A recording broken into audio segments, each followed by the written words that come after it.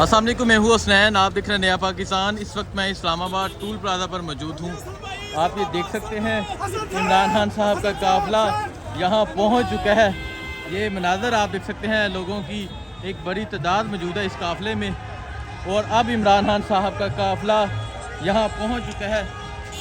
ये मनाज़र आप देख सकते हैं, इमरान खान साहब का काफ़िला अब यहाँ पहुँच चुका है। अब इमरान खान साहब अदालत की जानब जा रहे हैं। ये मनाज़र आप देख सकते हैं, इमरान खान साहब का काफ़िला अब पहुँच चुका है।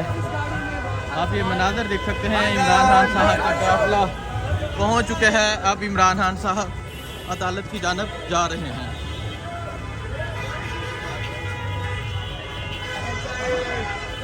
ये मनाज़र आप देख सकते हैं, इमरान खान साहब का काफ़िला अब पहुँच चुके हैं। अब इमरान खान साहब अदालत की जानब जा रहे हैं।